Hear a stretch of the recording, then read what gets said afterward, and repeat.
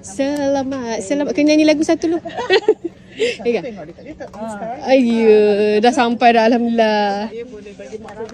Selamat 8. Kecohnya selamat. Okey. Okey. So sambal sekali ke asing? Asing Semua asing? Kacang ikan bilis semua asing? Tinggal kita je. Ambil terus lah. Yang ni semua boleh? Boleh.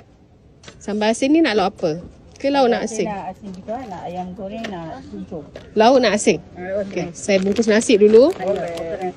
Nak pilih ayam ke? RM3. Nak pilih ayam dulu tak? Kalau boleh? Pilih ayam. Nanti letak tepi je. Ni kau tak cukup. Sementara usha-usha nak tengok menu lain. Kata mari jauh takkan semua makan ayam. Ada lain. Saya pun confused dia. Dah sampai dah tak tahu nak order dah. Tapi tengok tak tahu. Alhamdulillah sampai ni. Alhamdulillah sampai. Tengok hotel dia so. Nanti masuk TikTok lah. Biar satu kampung tahu macam ni. Tu ada plastik satu lagi Ni ada satu.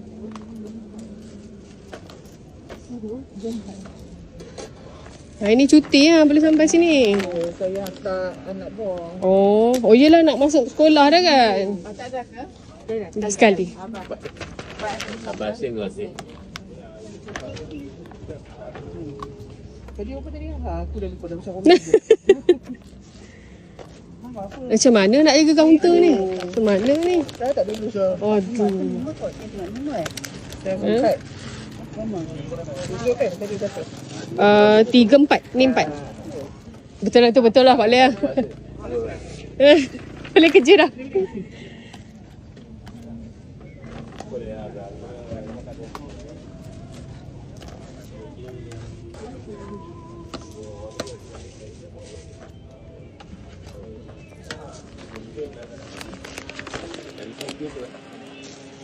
Oh, 45.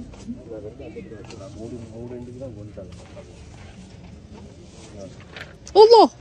Sorry, saya tak marah. Dia tergebang. Sorry. Saya tak marah.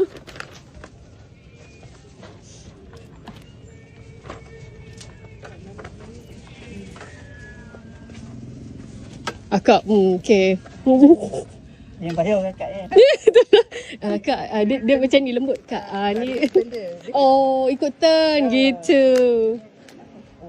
4, 6, 7.